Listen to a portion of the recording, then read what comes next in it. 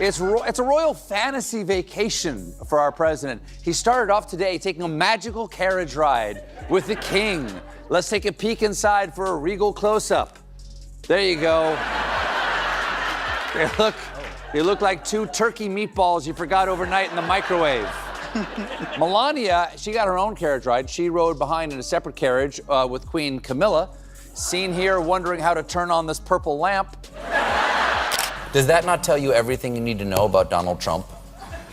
I wasn't political till about 6 months ago.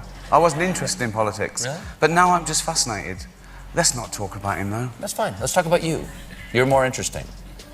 I'm not. It's just... Stephen Colbert and Ricky Gervais are dismantling Donald Trump with a level of precision that makes it look unfair, because the current president of the United States supplies more material than any comedy writer's room could dream up. Every time he steps behind a podium, it's less a presidential address and more an audition for the world's worst improv troupe. Colbert and Gervais don't have to exaggerate, they just highlight the chaos, and suddenly governance looks like slapstick served with an extra scoop of delusion. Today, I'm happy to report it's just plain dumb, because was it just this morning? Yeah. Late this morning, the president held an impromptu press conference from a highly unusual location. Sir, why are you on the roof?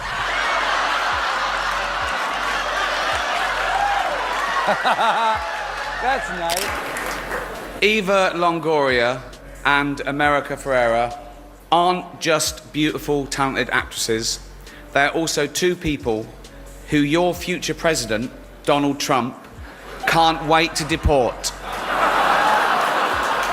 Colbert thrives on pointing out the hypocrisy woven into Trump's every move, while Gervais treats him as a character so absurd he wouldn't make it past the first draft of a sitcom script. Together, they've turned roasting Trump into an art form. Each new scandal is a brushstroke, every outburst another splash of paint, until the canvas resembles a surreal cartoon of power in freefall. And the wildest part? Trump keeps volunteering as their main character. After the horsey ride, Trump and King Charles went back to Windsor Castle to inspect the beefeaters. And I bet Trump was excited about that. Hold on a second here. Let me get this straight, fella. You're telling me you get paid to eat beef. That's what you're saying? Trump's obsession with appearances is their favorite playground. Gervais paints him as a man who believes that if the spotlight is bright enough, it will hide the cracks in the foundation. Gervais takes that further, portraying a leader who sees global summits not as opportunities to lead, but as backdrops for his personal talent show. The presidency becomes a stage, the policies become props, and the audience, unfortunately, becomes the American people, stuck watching a one-man show with no intermission. I think, what if we just told him he got in? So he gets up every day, right, and he does a little address, and we go, yeah, it's brilliant, I'm the president, and they're all extras. Right. They're all extras, and he just never knows. He was never president. And we're filming it and watching it. Yeah, exactly. It'd be amazing. Oh, that'd be wouldn't it? amazing. I think he'd be up for it. I bet he would. Colbert loves dissecting Trump's endless craving for validation. Every time Trump brags about himself, Colbert highlights it as a desperate cry for applause, the political equivalent of a child screaming, "Look at me, I'm special." Gervais, with his signature bite, pushes the ridicule into darker territory, suggesting Trump acts less like a world leader and more like a contestant on a reality show where the only prize is his own reflection. The result is devastatingly funny because it's devastatingly accurate. The president did some America stuff over there, too. He and King Chuck checked out displays from the royal collection about the relationship between Britain and the United States. Reportedly, when he looked at an item related to American independence, he said, "Wow." Yes. Echoing the stirring words of George Washington at Valley Forge, huh. The international stage has also become comedy gold. Trump approaches diplomacy the way a game show host approaches contestants, grinning, waving, and hoping someone else does the actual work. Gervais ridicules the bizarre contradictions of a man who insults allies while praising adversaries, leaving the rest of the world bewildered. Gervais amps it up by portraying Trump as someone who thinks negotiating treaties is like haggling for used furniture, with the same level of strategy and even less dignity. What's happened is, when you've had privilege so long, equality feels like oppression. They're basically saying, some people want some of our equality. Yes. Well, of course they do. Yes. That's it. Damn them, damn their eyes. And one of them ended up president. That's the ultimate offence. I'm nearly numb to it now. I didn't even bother commenting on that tweet the other day where he said, if I had, even if that terrible shooting, I'd probably have gone in there even if I didn't have a weapon. That's what a 10-year-old says. I could beat up a lion. I could fight a lion if I had to. In a fair fight. Or my dad could. Yeah. My dad could wrestle a lion. Exactly. So, and then there was that picture of him with his own kid. He wouldn't even use his umbrella. He was walking up the aeroplane steps with an umbrella over his head, and his kid's getting rained on. But this is the man that would go in to protect other people's children. Of course, with his this is a bare man hands who from a had to be helped shooter. down the stairs, right? This is a man who was scared of a tame eagle. So, And then there's Trump's legendary relationship with truth. Facts under his watch are treated like annoying relatives you invite to dinner, but ignore once they arrive. Colbert dismantles this by pointing out how each claim he makes collapses under the slightest scrutiny. Gervais sharpens the edge, presenting Trump as a man so allergic to reality that he should come with a medical warning. Together, they show how leading with fiction instead of fact creates not just comedy, but catastrophe. Colbert relishes in mocking Trump's endless list of broken promises, infrastructure weeks that never materialized, policy shifts that dissolved into confusion, and grand visions that evaporated upon contact with reality. All of it becomes comedic fodder. Gervais amplifies the absurdity by painting Trump as a salesman peddling castles in the sky, demanding rent for properties that never existed. It's funny, but also a brutal reminder that empty promises are as useless as campaign confetti after the parade ends. Trump's rallies, once framed as demonstrations of power, now resemble traveling carnivals of recycled slogans. Colbert tears into the monotony, pointing out how every rally sounds like a remix of the last one, with the same tired boasts repackaged for an audience that claps on cue. At one point, the president tried to communicate through hand signals of some kind. I don't know what this is. I think he's saying, look, the Capitol Dome is a D cup. Look at that. Then, look at that. Let's get two of them. One here, one there. Gervais ridicules the theatrics, portraying Trump as a circus ringmaster surrounded by loyal clowns, each one pretending the tent isn't collapsing. The show must go on, even if the elephants have escaped and the popcorn machine is on fire. The economy, too, doesn't escape their mockery. Trump brags endlessly about victories while ignoring glaring failures. Gervais makes it even sharper, describing a president who looks at financial charts the way a child looks at abstract art, praising it when the lines go up, dismissing it as fake when they fall. It's a comedy of convenience, and nobody buys the ticket but him. Colbert and Gervais also thrive on skewering Trump's endless victim complex. Despite holding the most powerful position in the world, he insists he's constantly being mistreated. Colbert mocks this by framing Trump as the world's most privileged underdog, the only man who could sit in the Oval Office and still pout like he's been cheated out of a schoolyard game. Gervais twists the knife by presenting Trump as a billionaire-turned-president who complains louder than anyone else, a parody so surreal it doesn't need exaggeration. I've also never been interested in politics till the last sort of couple of years, and now I am. Now I can't wait for him to wake up and tweet. Yeah, well, we have to be. Do you know what I mean? Because something is. Oh, I think there's so. a lot at stake, It's made everyone grow up. Absolutely. Everyone just thought, well, politics is something that some grown-ups do and they're paid for it and we'll be fine, right? Right. But now we go, who's in charge? He's doing what? Yeah. You know, it's like an experiment that went wrong. It's like when a teacher says, well, okay, you be in charge then. And then she goes, oh God, I shouldn't have said that. Look what's happened. They burnt down the lab.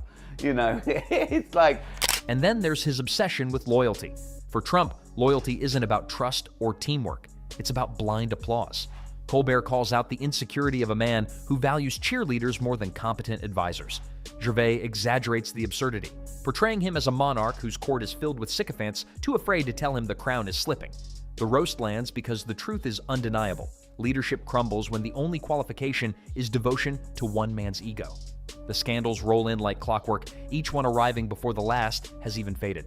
Colbert mocks the endless cycle of chaos, marveling at how no one has time to digest one fiasco before another erupts. Gervais paints the picture of a president spinning plates on sticks, only to watch them crash one by one while insisting the act is flawless. The comedy doesn't require invention, it's already playing out in real time. Colbert especially enjoys pointing out how Trump's speeches sound like unfinished drafts, stitched together with filler words and recycled bragging. He highlights the incoherence, the randomness, the way sentences wander into dead ends. Gervais pushes the humor further by portraying Trump as a man performing karaoke without ever seeing the lyrics, making it up as he goes and insisting it's a masterpiece. The roast works because the audience knows it's not parody. It's reality televised. Every presidential tradition Trump touches becomes a gag. Events meant to showcase dignity or solemnity are reduced to awkward spectacles. Colbert revels in contrasting past presidents with Trump's carnival-like approach. Gervais takes it to absurd heights, suggesting Trump treats ceremonies like rehearsals for his own biopic, where every scene must include him as the triumphant star. The nation doesn't get leadership. It gets amateur theater with an unlimited budget. Then he did some very normal, unmiked roof shouting. What does that mean? Yeah! What does that mean? What does any of this mean? How are you the guy in charge? Why do we have to pretend? Colbert and Gervais also hammer Trump's constant self-congratulation. He heaps praise on himself for achievements real or imagined, turning every appearance into a one-man award show. Colbert treats it as an endless acceptance speech where the only nominee is Trump. Gervais turns it into biting satire, portraying him as a man clutching trophies he forged himself, thanking himself for his brilliance, while the audience watches in disbelief. The humor works because the narcissism is undeniable, amplified only slightly for effect. Internationally, Trump's behavior delivers even more comedic ammunition. Colbert ridicules the awkward body language, the gaffes, the moments of confusion on the world stage. Gervais frames it as slapstick diplomacy, a president stumbling through summits as though he wandered into the wrong meeting. The global embarrassment becomes comedic gold for two comedians who know that sometimes reality outpaces parody. Trump's handling of crises is another rich vein. Colbert skewers his tendency to downplay disasters, mock experts, or contradict himself within minutes. Gervais leans into the absurdity, portraying a leader who treats emergencies as public relations puzzles rather than real human challenges. The laughter here has an edge because the consequences are too real, yet the behavior is too ridiculous to ignore. The president denied that Attorney General Pam Bondi informed him that his name was in the Epstein files. So naturally, last night, the Wall Street Journal reported that Attorney General Pam Bondi informed the president that his name was in the Epstein files. I, for one, was shocked. What are you going to tell me next? That the Pope is in the Catholic files? That a bear is on the cover of this month's Modern Woods Pooper?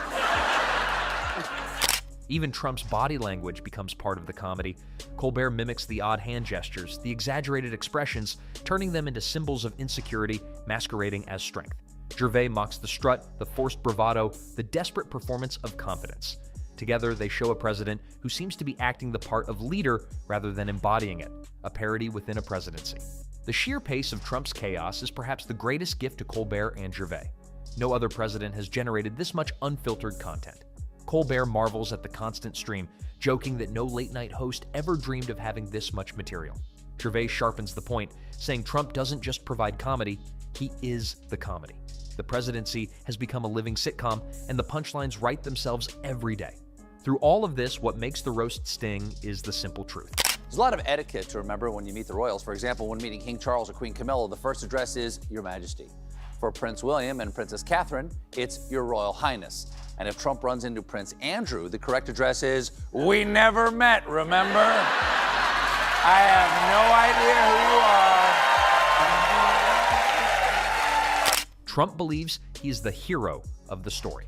He casts himself as the savior, the conqueror, the man rewriting history.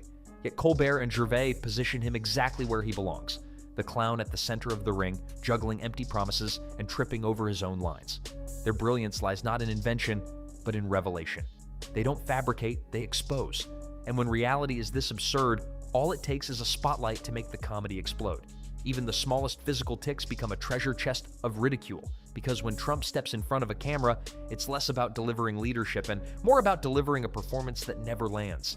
The stiff shoulders, the strange hand choreography, the grimaces that look rehearsed but somehow always miss the mark. All of it is ripe for parody. Colbert turns these awkward movements into a sketch about a man trying to convince the room he's in charge while silently begging for applause. Gervais takes the same imagery and elevates it into farce, portraying a head of state whose swagger looks more like a parody of a cartoon general than a sign of authority. Trump's inability to project natural confidence becomes an entire act. Instead of inspiring trust, the posturing draws attention to the hollowness behind it. Colbert exaggerates the gestures into symbols of weakness disguised as bravado, showing that when someone tries this hard to look commanding, they've already surrendered the appearance of command. Gervais sharpens the contrast by suggesting Trump moves like a man rehearsing for a play no one asked to see, trapped in his own version of community theater staged in the Oval Office. Creepy crime, but we do have a cover-up. And just like the cover-up on his face, it is patchy and there's some really ugly under there. The incriminating details just keep coming out. For instance, this resurfaced 2010 Jeffrey Epstein deposition. Have you ever socialized with Donald Trump in the presence of females under the age of 18? Okay, that's a slam dunk. Just say no. Okay, take it away, Jeffrey. Though I'd like to answer that question, at least today, I'm going to have to assert my 5th, 6th, and 14th Amendment rights, sir. Wow. Beyond the physicality, there's the endless churn of chaos that seems to follow him everywhere. Trump generates more scandals, controversies, and bizarre headlines than any late-night writer could invent.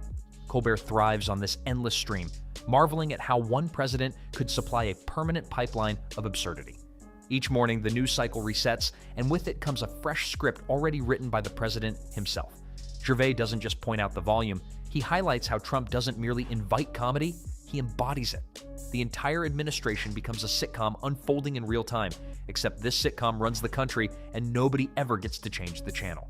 The remarkable thing is that this comedy doesn't come from exaggeration. The sheer absurdity of daily events provides enough raw material that embellishment feels unnecessary. Colbert only has to underline the contradictions, while Gervais leans into the surreal spectacle of a leader who keeps treating governance like a talent competition where the only judge is his own ego.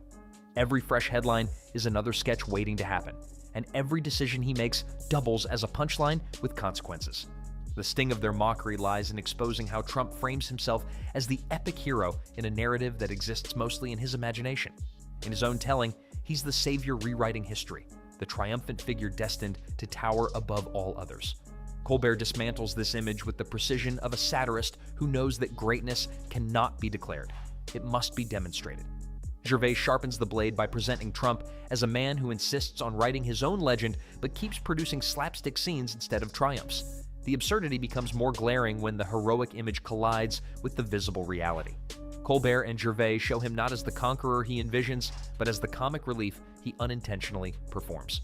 They reduce the myth of strength into the spectacle of a clown stumbling across the stage, juggling promises that vanish mid-act, tripping over the very pedestal he tries to climb. His insistence on playing the central character in every scene only amplifies the comedy, because the more he insists on being the star, the more he resembles a caricature. What makes Colbert and Gervais so effective is that they don't have to invent. The power of their roast comes from holding up a mirror. The exaggerations are minimal because the material is already beyond parody. They don't conjure alternate realities. They reveal the one everyone can see. The comedy flows naturally because the contradictions are so obvious, and the laughter erupts because the truth is stranger than any script could ever dare to imagine.